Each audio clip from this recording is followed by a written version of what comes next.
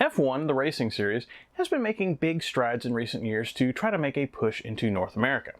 Now, of course, F1 isn't exactly new to these shores, and I've actually already reviewed a game based around American driver Mario Andretti, who won the Formula One championship back in 1978, and then 12 overall F1 races. Am I allowed to call them races, or do I have to call them Grand Prix? Is Grand Prix the plural of Grand Prix? Grand Prixes? Anyway, but other than Mario, the real one, not that goofy plumber, name an American F1 driver. Yeah, you probably can't. I had to myself go to Wikipedia and look this up. Apparently, there are no current American F1 drivers, and the last American to drive an F1 that I'd even heard of was Scott Speed, due to his transitioning to the much more American NASCAR and Indy racing series later on after his F1 run was over with. Now, this hasn't stopped F1 from still trying to go after that American dollar, like say with the introduction of the Las Vegas Grand Prix in late 2023, and of course the big budget IMAX feature named F1 from Apple earlier this year. Really imaginative title there, guys. The whole point is, even with recent strides, F1 has never really made it in the United States as a spectator sport, but that hasn't stopped it from being a major force worldwide, with races around the globe. And with that large worldwide fan base, developers have attempted to make games to serve those fans, and just video game fans in general, because even if we don't know the drivers or the tracks, going fast in cool cars is something that apparently appeals to a lot of people, especially people that go to arcades. However, I should probably pause for a second because, I'm sure that there's some of you out there that don't know me, and are now confused because you don't understand how we're supposed to believe that someone in their 60s could come back to F1 after 30 years and be competitive. Well, hi, my name is Dave, and welcome to Zilog and Moto, the channel where, I'll let you know a little secret here. F1 is actually a superhero movie. Anyway, I'm out to collect and review the nearly 1,280 titles released in the English language for the Sega Master System, Genesis/Mega Drive, Sega or Mega CD as the case may be, and finally the 32X. Basically, if I can plug it into a Genesis either by itself or with some sort of add-on, and be able to read what's up on the screen, I'm trying to get a copy of it and review it for posterity, with both looks at that original packaging and gameplay captured from original hardware whenever possible. So Sega is one of those companies that has a long history of trying to bring F1 racing to the arcades, starting out with the original Monaco GP from 1979. Yes, that's right, Sega has been doing Formula One style racing games even longer than Namco, with Monaco GP predating the legendary pole position by a full 3 years. Sega followed up Monaco GP with Turbo in 1981, another arcade racing game with open-wheel style vehicles, before moving on to the more well-known superscalar-powered Outrun and Hang-On in the mid-80s. With the success of those superscalar-based racing games, Sega decided to go back to Monaco GP and revisit the series on modern hardware, releasing Super Monaco GP in arcades in mid-1989. Due to its success in the arcades, and possibly also due to Sega wanting to earn back some money that they lost to cigarette manufacturer Philip Morris over its in-game ads parodying Marlboro cigarettes, Super Monaco GP made a natural port to the Sega Genesis, arriving in August of 1990 in Japan and then a month later in the United States. So was the port to the Genesis a success? Did the Genesis version possibly offer even more action than the arcade game, similar to what we saw previously with Super Hang-On? Will I bother to attempt to use the 7-speed manual transmission option? Well, we'll take a look at all that and more, but first, a look at the package. And here's my copy of Super Monaco GP for the Genesis. This copy is in pretty nice shape, especially for being an older release. Other than a small mark at the bottom on the front, the outer cover is fully intact with no scratching or tearing to the plastic, and the hang tab is intact at the top. Likewise, the inner cover has been well preserved, with no sun bleaching, water damage, or edge wear anywhere to be seen. As you'll see in a minute, the manual has definitely been read a few times, but overall it looks nice, and I'll be keeping this particular copy. In general, if you want a copy of Super Monaco GP for yourself, they are extremely reasonable, depending on which version you pick up, that is. There's this style, which is the original release, and those go for 15 to 20 bucks depending on condition. But then there's also the Sega Classics re-release edition, which is less common but also less desirable due to not having the original artwork and being a reprint, so it sells for less than 10 usually.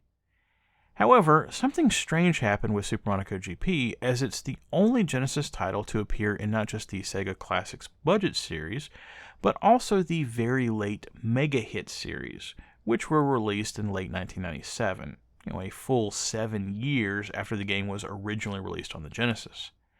Due to this, it's thought that this version of the game didn't sell very well, and between that and the cardboard box, there only appear to be a few intact copies of it out there.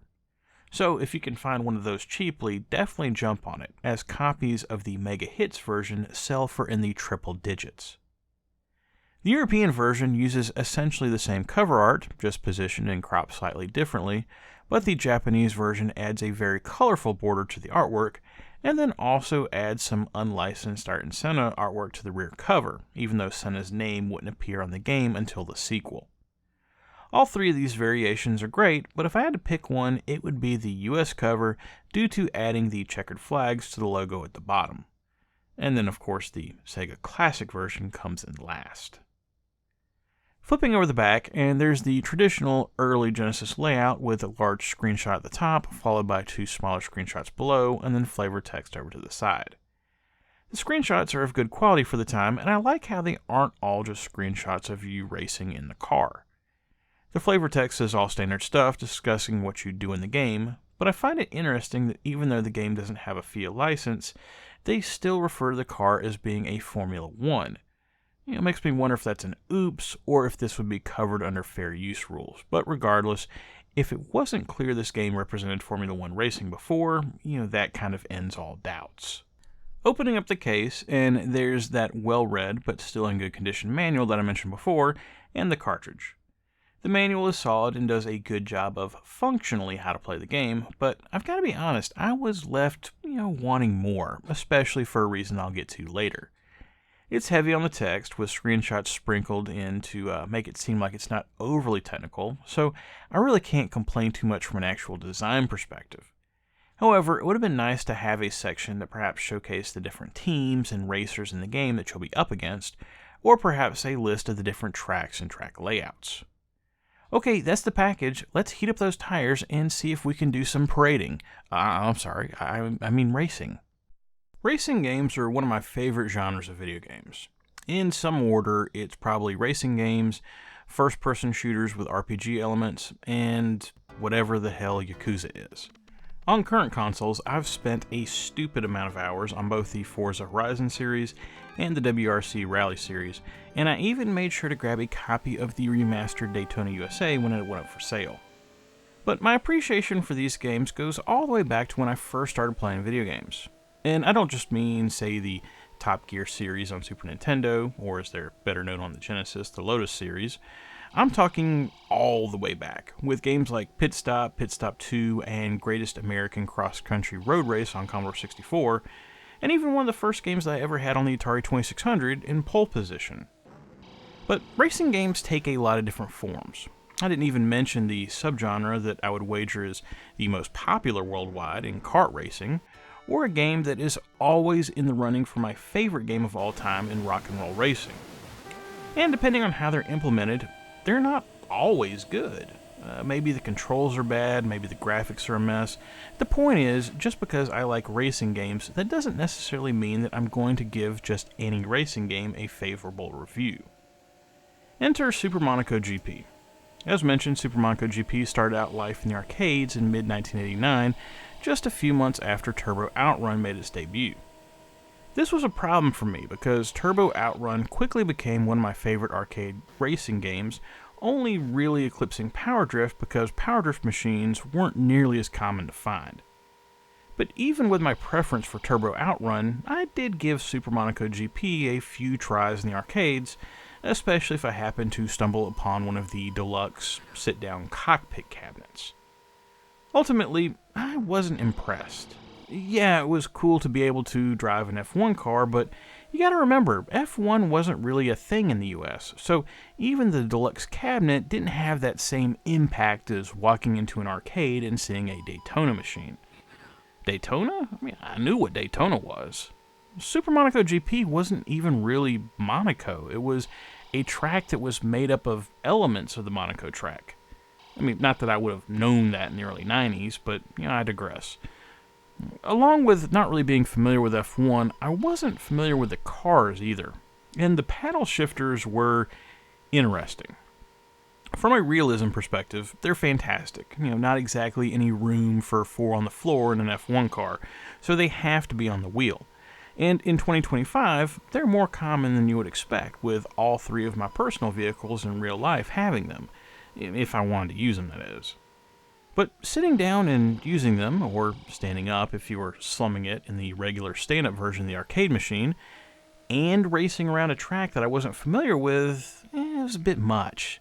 There's a reason why Brad Pitt driving an F1 car is about as believable as Jimmy Johnson winning 7 championships without help. I'm not bitter about that. I think the whole point is, as much as I like the idea of an F1-styled superscalar arcade game from Sega, the implementation was a bit intimidating.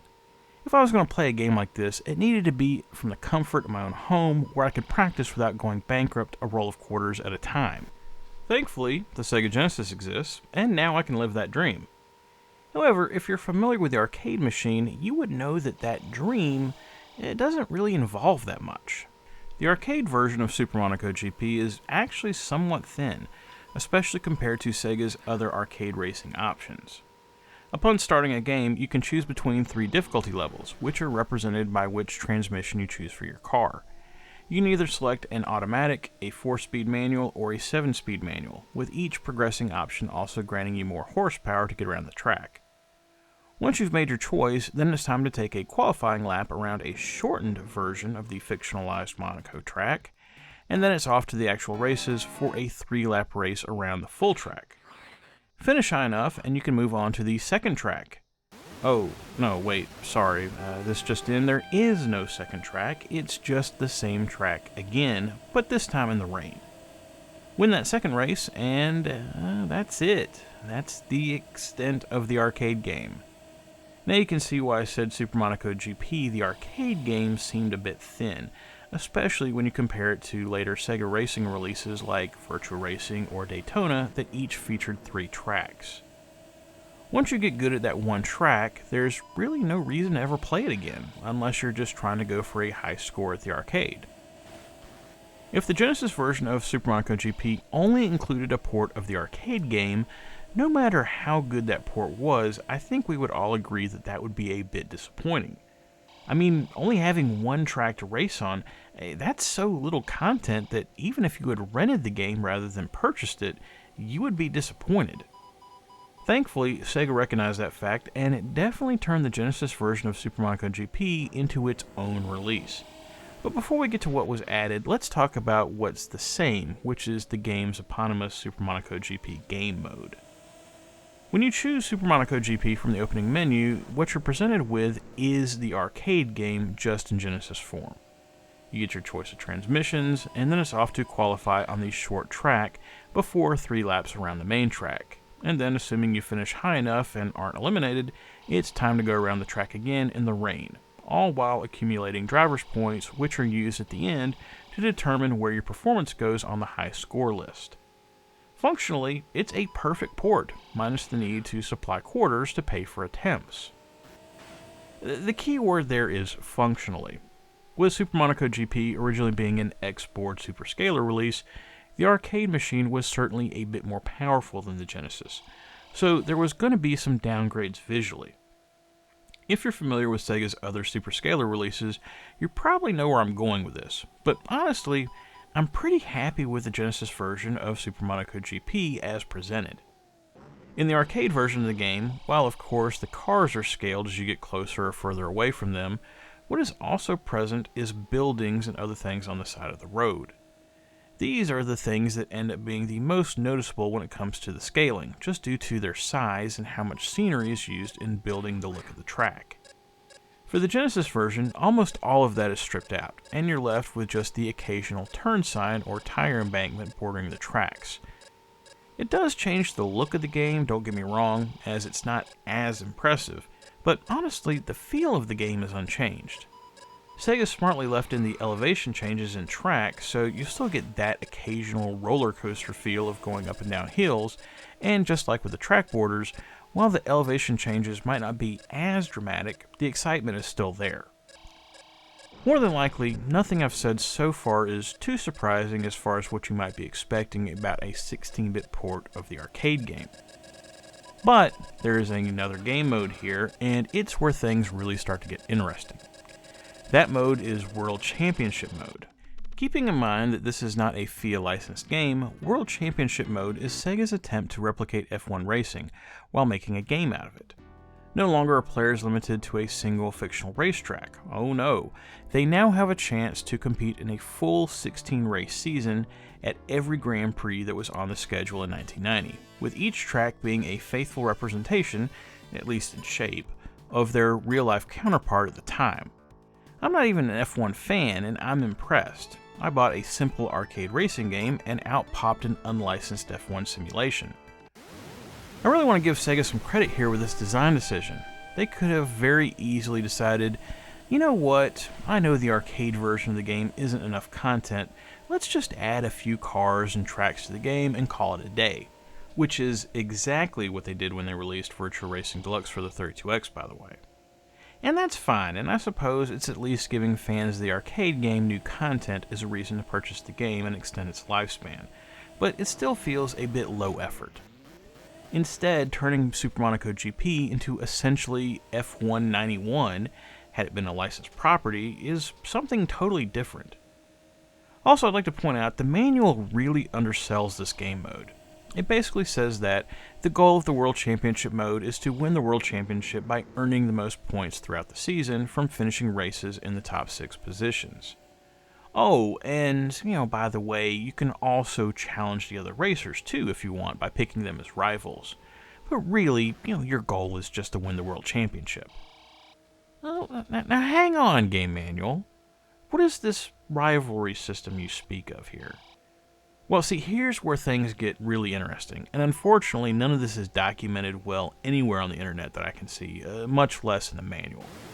Much like in real life, World Championship Mode has you driving for a team to win the championship, and each of the teams have access to different cars and engines, with the better teams having access to vehicles that are superior to what the not quite as good teams can bring to the track. 16 drivers for 16 teams, with the teams split into 4 groups, ranked from best to worst, i.e. the Group A cars are the best and the Group D cars are the worst. What the rival system does is it allows you to slowly work your way through the field, not just on the track, but also via the teams. Each of the teams is rated not just in the horsepower of the engine that they're using in their car, but also in 5 other attributes, which allows you to decide who makes sense to target as you work your way up to Group A. This is all very important because, as you'll find out quickly, you're probably not going to win any races with a Group C car that you start out in.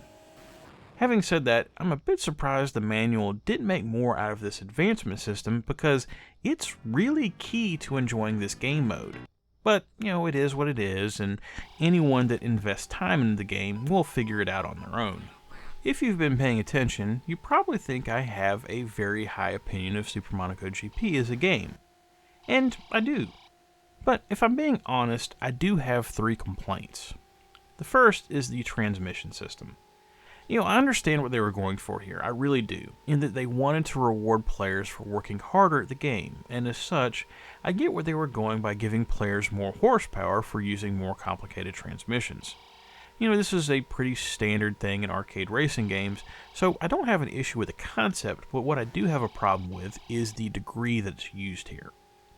For example, in Daytona, there's a difference of about 15 kilometers per hour if you choose the 4-speed manual over the automatic.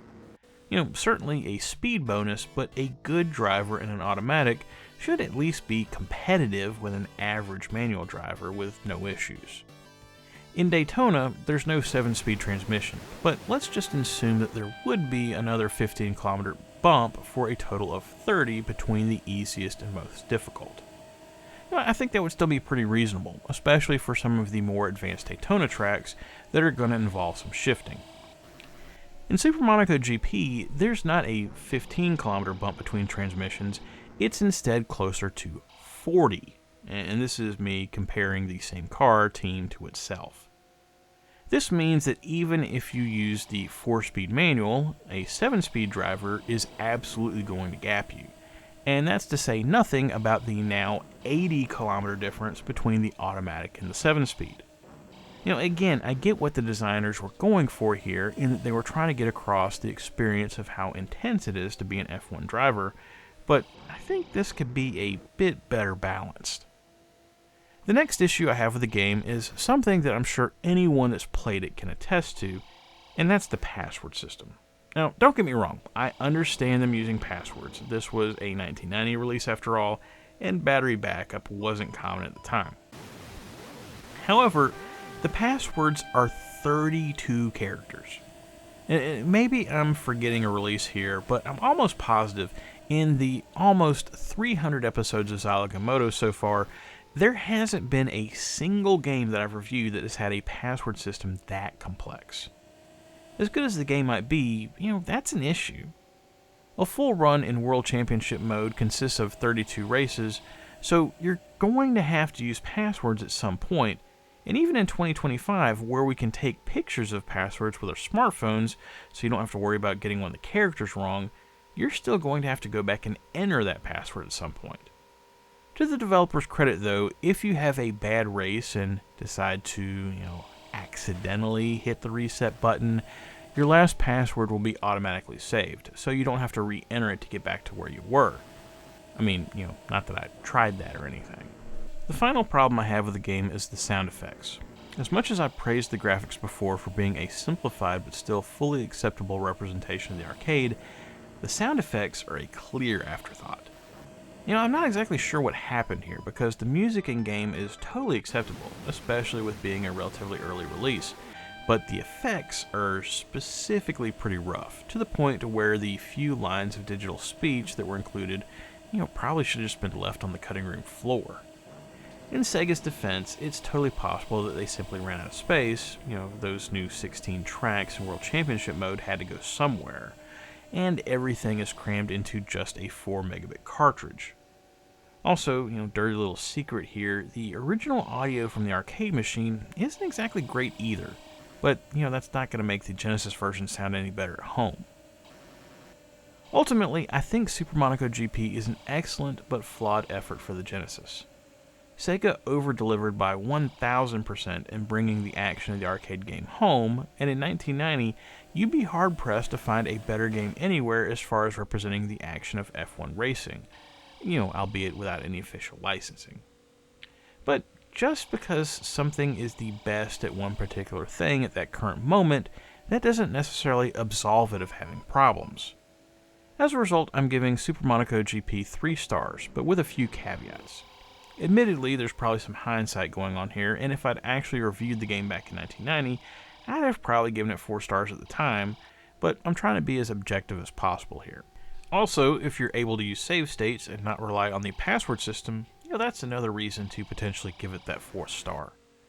Regardless, I heartily recommend racing fans, especially F1 fans, give this a look. Just be warned, it's going to take some practice. And that's it for Super Monaco GP on the Genesis. Now, this is one that I definitely need to come back to in my free time and play with some more. Just a week is not enough to do it justice. If you're looking to play this for yourself, here's another tip. I already mentioned the importance of transmission choice, but what's also important is knowing the tracks. Now, I know that might sound like a bit of a duh statement, but as nice as the on-screen map is for showing where you're at and where other people are, not all hairpin turns are created equal, and there's more than a few small chicanes that aren't really visible on the map, and if you happen to be positioned wrong for one of those, it might be a long race. So use the warm-up laps and make sure you do it with the transmission that you're going to use in the race. There's a big difference in going around a turn at 240 kilometers per hour versus 300 kilometers per hour. Now, next time on the channel, it's a game that I actually just picked up in the last few months. Now, you might be asking, why review a game that I just got rather than one that I've had, for years in some cases? And, I don't know, maybe there's some recency bias there with this one, but it just seemed like a good pick for this week, especially compared to some recent games I had on the channel. And I think it's a simpler title, which, will be good for the short week after the holiday coming up. However, I could be wrong about all that also, as it is a Master System game that I've never played, so I don't actually have any first-hand knowledge of it. Yet. I wonder if I should be worried that its name is synonymous in places with diarrhea. Nah, I'm sure it's fine. Anyway, that's it for Zilog and Moto episode 297. If you liked what you saw here and want to see more, please think about liking and subscribing if you're so inclined, as it will help more people see these videos. But most importantly, whatever you like to play, have fun, and be excellent to each other. Later!